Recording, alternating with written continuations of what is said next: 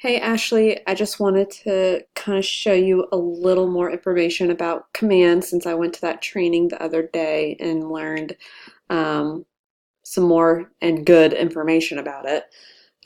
So I'm going to show you where the loops are. So they're no longer called loops, um, but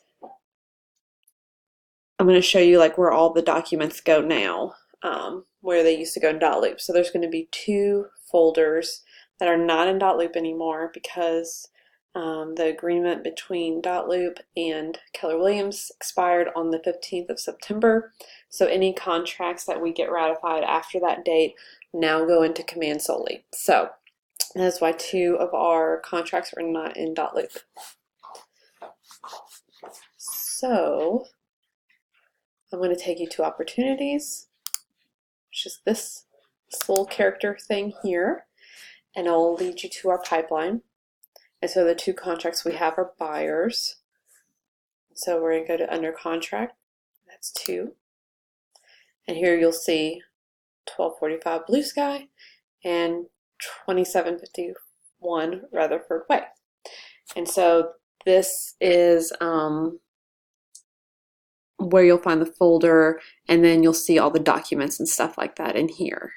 And you'll add documents and things like that. Not like you, but you know, in general, people will be adding documents that way. So I'm going to click on one of these, and it's just going to open up some details. So just some information. We're under contract, or during the inspection. So kind of like the repair request and all that stuff we're waiting on.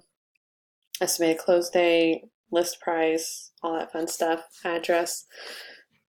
And here you go to documents. And this is where you're going to find like the disclosures, the contracts, all that stuff is in here. Similar to .loop, where you had, sorry, let me actually open .loop.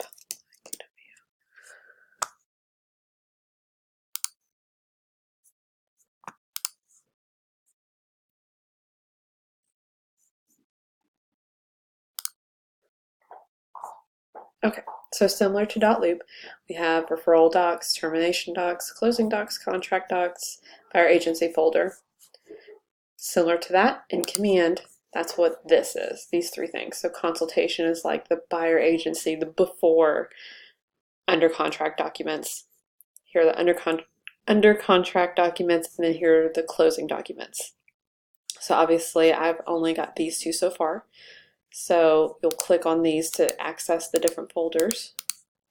So we'll start with consultation, and here you'll see some things that are conditionally required if we need them. And then here are some things that are required now. So earnest money disclosure, wire fraud, flood insurance disclosure for buyers, brokerage agency relationship form, and then the buyer agreement, pre-approval, those type of things. So I already have the brokerage relationships form in here, as you can see by that, and it says uploaded. Buyer agency, here it is, uploaded, and you can easily click on it to access it. I just need to add Catherine's initials, which I can easily do in DocuSign, but there you go. And you just click out of it. Same here, just to verify that it is the signed copy. Cool, fabulous. Under contract, same thing. Sign page 8, copy of earnest money, repair addendum, bill of sale if we have that.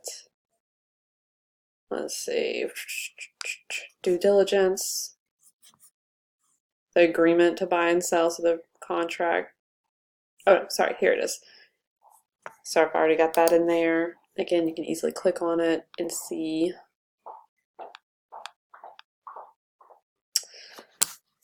So how I uploaded these, okay, there we go. There are multiple ways you can upload a file into this. You can easily just save it to your computer, click add file, manually upload it. the way that they really want us to do it is to go through DocuSign. And so this is the new DocuSign under Catherine's login, because her old one is now under my email, and her new one that's connected to all of this is the Catherine Cox at kw.com. And so here you'll go to transaction, because I have Command and DocuSign synced together. And here is a DocuSign room. So it's kind of similar to a Loop as well. It's holding all of our files in DocuSign, and then you can easily get signatures and things like that if needed. So here's where I uploaded everything. Now, if you want to get a signature on a new thing, you can add, go to DocuSign Forms. Oh gosh.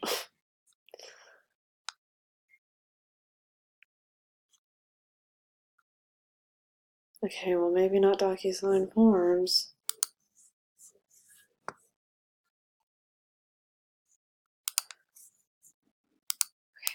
No, go out. Oh my gosh, is it really going to make me select something? Okay, sorry, I had to pause it. Someone was calling. So what I forget where I was, but with this DocuSign room, you can go to rooms. If you want to go to like what you're used to, you can go to switch to e-signature. And that goes to what we're all used to. But I'm going to go back to rooms.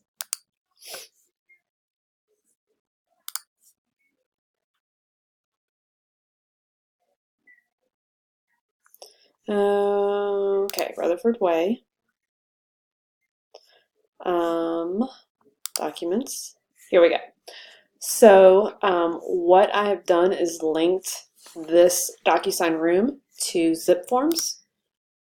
And I did that, I think, here. Yeah, I clicked on add and then zip form, and then I linked it.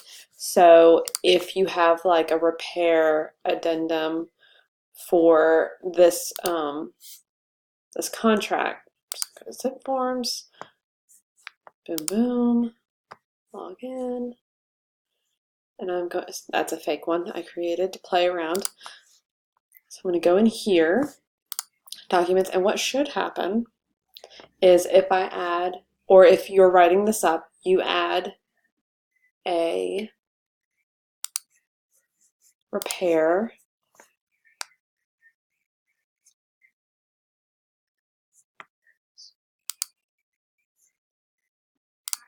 Okay, so if you add that there, I'm just going to write test. Cool. And go back. Should sync this up, hopefully. No. Maybe you have to go in here and say add a form.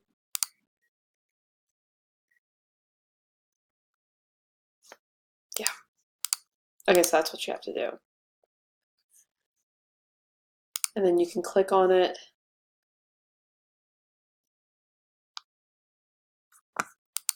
Oh, and this will let you edit in it. Oh. Sorry, I'm learning as I'm going.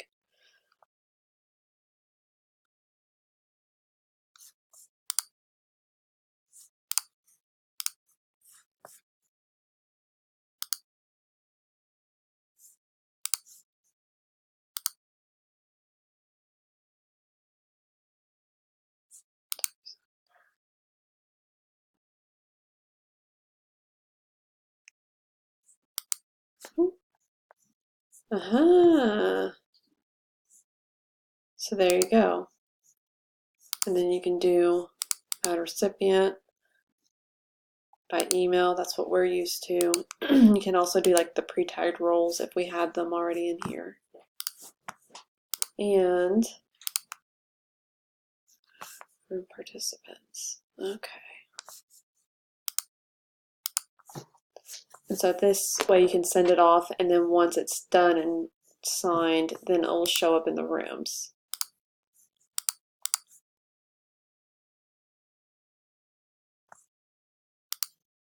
Cool. Well, hopefully that made sense. I don't know if that all made sense, but that's how it's gonna go from now on. And then all this will be in here, and then I will be adding it to this part of command as we get things ratified and all that stuff. So hopefully this made sense, and hopefully it was helpful. And then here's the closed ones too: commission check, closing statement, CL 100, and then I would just like add an item and then add like Ashley invoice or the closer's invoice. So again, hopefully all this made sense. But if you have any questions, just let me know. Thanks.